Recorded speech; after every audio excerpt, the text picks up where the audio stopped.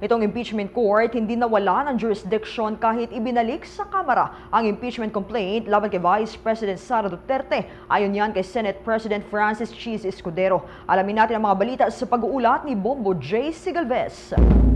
Nilinaw ni Senate President Francis Chis Escudero na hindi nawala ng jurisdiction ang impeachment court kahit ibinalik sa Kamara ang impeachment complaint laban kay Vice President Sara Duterte.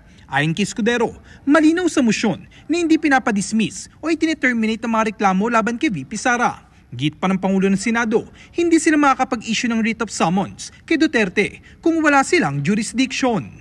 The impeachment court retains its jurisdiction. To my mind, that's why we issued summons.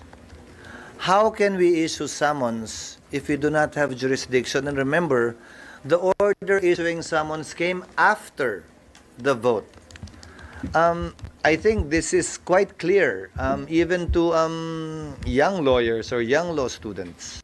Sa ngayon anya, ay walang aksyon na pwedeng gawin ng impeachment court matapos maglabas ng mga utos at mag-convene.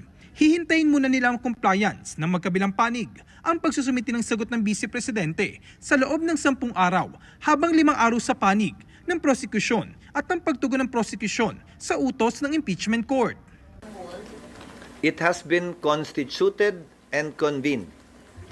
Now we are awaiting compliance from the parties on the part of Vice President Sara to submit her answer, on the part of the prosecutors to submit their reply if they should so decide, and to comply with the orders of the court regarding compliance with a 1-year ban and a resolution from the 20th Congress while we're awaiting the resumption of session in the 20th Congress. Una nang iginit ni Escudero na walang kapangyarihan ng Kamara na suwayin ang mga utos ng impeachment court. Hindi magkapantay-an niya ang Senado at ang Kamara pagdating sa usapin ng impeachment. Wala raw sa lugar para kay Escudero na hindi sumunod ang Kamara sa pinag-uutos ng impeachment court. Para sa Bombo Network News, ako si Bombo J. Sigalvez, nag-uulat para sa number 1 and most trusted radio network in the country, Bombo Radio Philippines, Basta Radio. Bombo!